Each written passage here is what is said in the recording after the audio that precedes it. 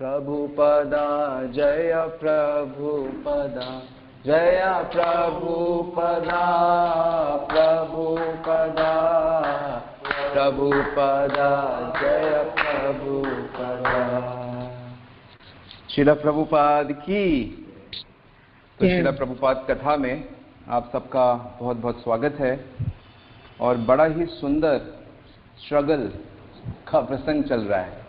प्रभुपाद जी हमेशा कहा करते थे कि कृष्णा भक्ति में जो स्ट्रगल है, इट्स अ स्वीट स्ट्रगल, ये बड़ा मधुर स्ट्रगल है। जैसे कि संसार में भी लोगों को जब आसक्ति होती है, जिसे वो प्यार कहते हैं, तो कहते हैं ना कि प्यार में मीठा मीठा दर्द होता है, कष्ट होता है, लेकिन वो कैसा होता है? मीठा होता है। तो ठीक इसी प्रकार कृष्ण भावनामृत का जो भी स्ट्रगल है, भक्त भगवान की तरफ जाने के लिए या प्रचार के लिए या कोई भी सेवा करने के लिए, उसे जब कष्ट का अनुभव होता है, प्रतिकूलता का अनुभव होता है, वो वास्तव में वो बहुत मधुर होता है। तो प्रभुपाद भी अभी इसी फेज से गुजर रहे हैं। और प्रभुपाद का फेज तो वो कई दशकों का है, मतलब 20, 30, 40 साल उनका। और इसलिए उनका जो डेडिकेशन है अटूट है बिल्कुल। ऐसे में कितने तो एक साल में ही हतोत्साहित हो जाते हैं, और 40 साल तक कौन इतना धैर्य और इतना विश्वास गुरु की वाणी पे। तो झांसी का प्रसंग चल रहा है, और झांसी में जैसा आपको पता लगा कि एक भारतीय भवन उनको प्राप्त हुआ, और वहाँ से उन्होंने अपना हरे कृष्ण आंदोलन शुरू किया, लीग ऑफ डिवोटीज की स्थापना करी। और एक युवा जो संस्कृत कॉलेज के आचार्य भी थे और मेडिकल ऑफिसर भी थे, डॉक्टर प्रभाकर शास्त्री, वो अभय के साथ काफ़ी गंभीर हो गए। अभय ने उन्हें अपने संस्था का सचिव बनाया, बिल्कुल यंग 25-26 साल के, और काफ़ी रुचि लेते थे। इतनी रुचि लेने लगे कि उन्होंने प्रभुपाद जी से दीक्षा ग्रहण करी। हालांकि प्रभुपाद जी इस समय न सन्यासी थे, ना वो पूरी तरह से विरक्त भी नहीं थे, उनका परिवार अभी भी था। फिर भी उन्होंने उन्हें दीक्षा दिया और वो उनके पहले डिसाइपल बने। हाँ, ये बात सही है कि प्रभुपाद चाहते थे कि ये फुल टाइम हो जाएं, ये अपना सब कुछ छोड़ के पूरी तरह से भगवान की सेवा में लग जाएं। लेकिन डॉक्टर शास्त्री को जितना भी समय मिलता था वो सेवा करते थे, लेकिन वो फुल टाइम नहीं हुए। उन्होंने उसमें अपनी असमर्थता बताई। खैर, जो भी हो, उनका समर्पण उतना नहीं था। पर उनका नाम प्रभुपाद ने रखा आचार्य प्रभाकर, क्योंकि वो अध्यापक थे। आचार्य प्रभाकर उनका नाम रखा। और ये इनकी टीम तो बनी गई थी, और भी काफ़ी लोग आ जाते थे। तो ये लोग झांसी के आसपास के एरिया में, गाँव में जा जाकर क्या करते थे? प्रचार करते थे, कीर्तन करते थे। और एक बार उन्होंने इनको डांटा भी, डॉक्टर शास्त्री को, कि तुम बाहर कैसे खाते हो? ब्राह्मण होके होटल में खाते हो, दूषित भोजन करते हो, तो तुम्हारी भक्ति कैसे होगी? तो उन्होंने बताया कि प्रभुपाद ने कहा, मैं तुम्हारे लिए बनाया करूंगा भोजन, प्रसाद बनाया करूंगा। तो प्रभुपाद बनाते थे उनके लिए भोजन, और उनका बाहर खाना बंद हुआ। तो भक्ति में बड़ा महत्वपूर्ण है ये पॉइंट कि हम लोग बाहर की चीज़ें ना खाएं, क्योंकि बाहर की चीज़ें खाने से जिनकी चेतना भक्ति में नहीं है, वो धीरे धीरे उनका मन भगवान में नहीं लगेगा। तो इस प्रकार प्रभुपाद जी घूम घूमकर भक्तों के साथ नगर कीर्तन करते और प्रचार करते थे। तो इस प्रकार हरे कृष्णा आंदोलन फैलने लगा, और धीरे धीरे नित्य हर रोज शाम को लगभग 50 लोग इकट्ठे हो जाते थे। तो जहाँ पे वो रहते थे, भक्ति भवन में, उसका एक हॉल था जिसका नाम था राधा मेमोरियल हॉल।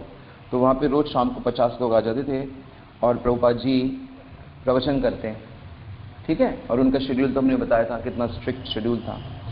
तो ऐसे ये लोग अलग अलग गांव में जाते थे, और ऐसे वो एक झांसी के एक पास में गांव पहुंचे जिसका नाम था चिरगांव। क्या नाम था? चिरगांव।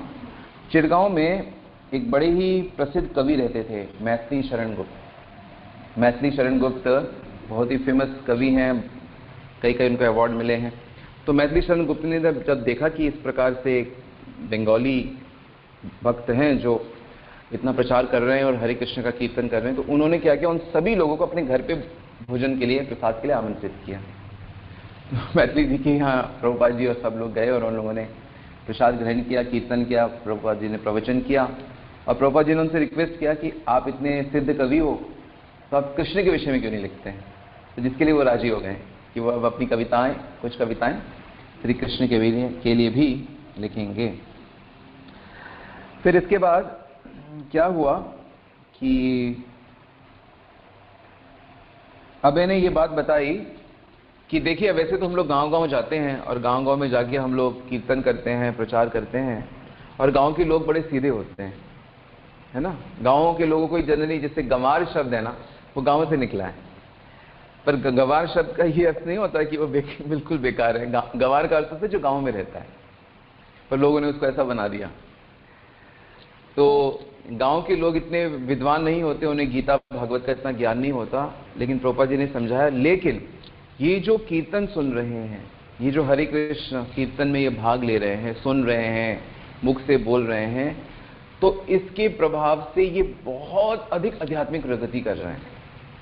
कुल मिला के तो हमें आध्यात्मिक प्रगति करनी है ना, कुल मिला के तो हमें भगवान के निकट जाना है ना, हम भगवान के निकट जाने की योग्यता हमारे अंदर आनी चाहिए।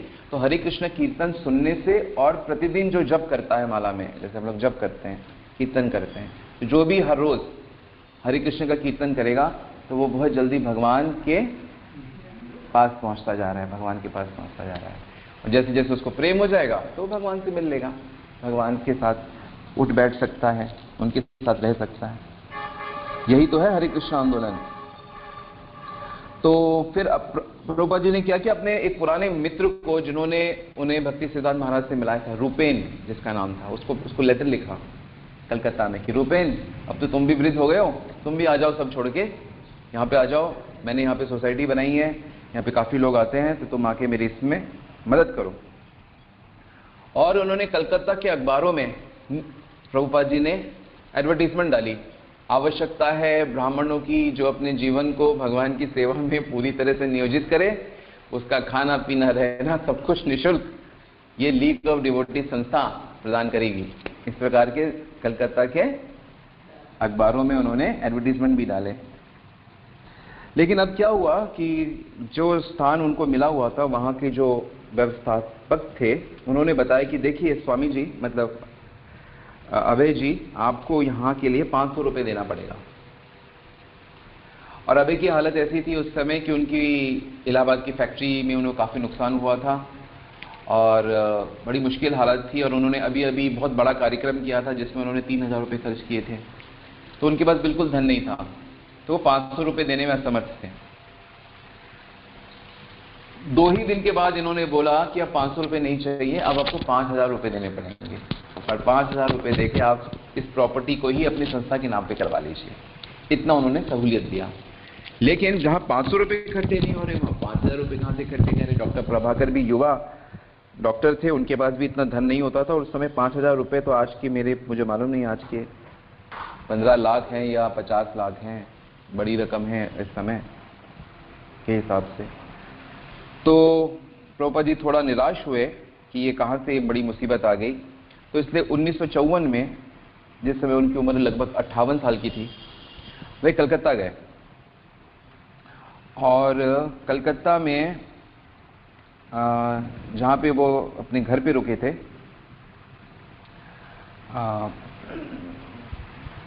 वो वहाँ पर घर के पास ही एक मठ में रुके, गौड़ीय मठ में रुके। चेतला जगह है कलकत्ता में, वहाँ गौड़ीय मठ में रुके और घर आते जाते थे। और घर के लोग भी जानते ही थे कि अधिकांश ये बाहर ही रहते हैं। उनकी एक लेबोरेटरी काइंड ऑफ दवाइयों की सेटअप उनका बेटा देख रहा था, उनका भतीजा देख रहा था, कलकत्ता में भी वो चल रहा था।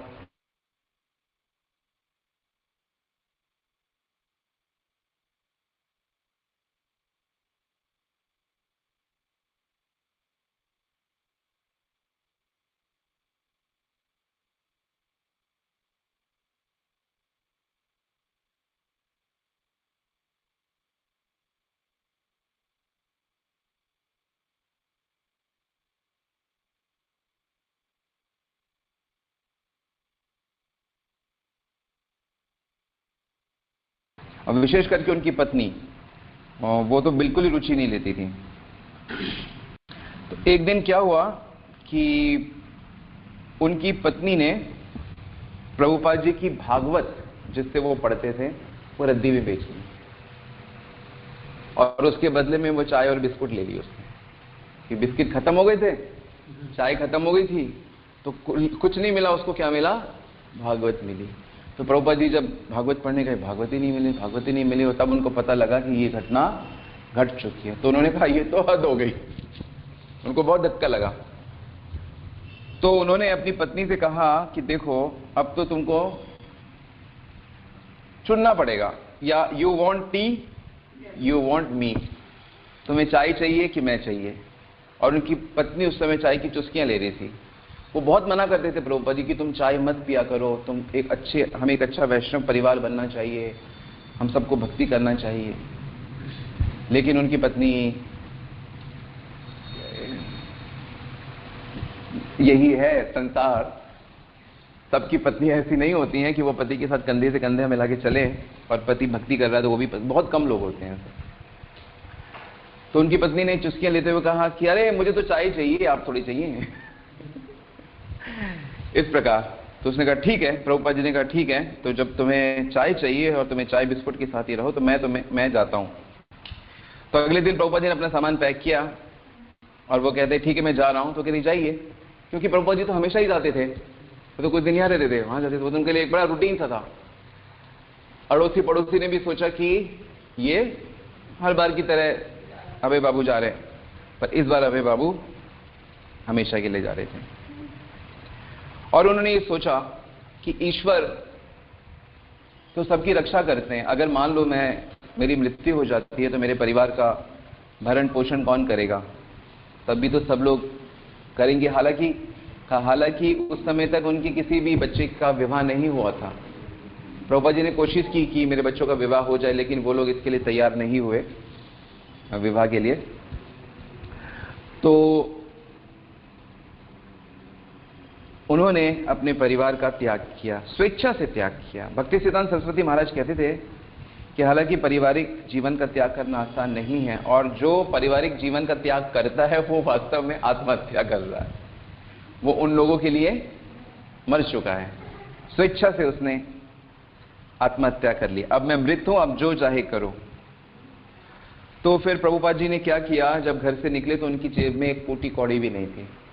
तो उन्होंने अपने एक मित्र से 10 रुपए उधार लिए और सोचा कि मैं कहाँ जाऊं, क्योंकि ना व्यवसाय, ना परिवार और ना धन, बिल्कुल खाली, ऐसी हालत। कहाँ जाएं? तो सोचा कि वहाँ पे मेरे गुरु भाई लोग, बड़े अच्छे गुरु भाई लोग रहते हैं। तो एक कलकत्ता के पास में एक स्थान है झारग्राम, वहाँ की ट्रेन का टिकट लिया, लोकल चलती है कलकत्ता से, तो झारग्राम में जाके वहाँ पे मठ में गए। वहाँ परमहंस महाराज और दामोदर महाराज रहते थे। तो उन्होंने प्रभुपाद जी का स्वागत किया। हालांकि वो सफ़ेद कपड़े में थे, प्रभुपाद जी सफ़ेद धोती कुर्ता पहनते थे उस समय, और सिर्फ हरि नाम कर रहे थे, हरि नाम करते रहते थे।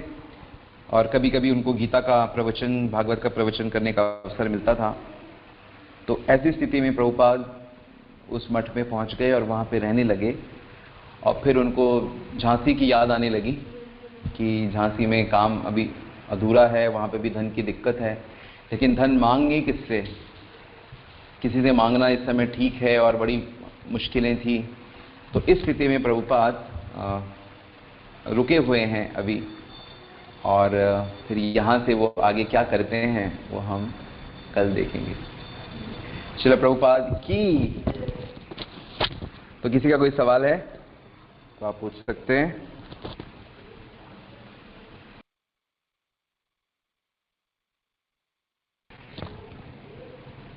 इस प्रसंग के सिलसिले में ठीक है, तो हम लोग यहीं पे रुक सकते हैं। हाँ जी बोलिए, क्या सवाल है? उनकी वाइफ ने, हाँ उनको पता था कहाँ गए, बाद में पता लगी।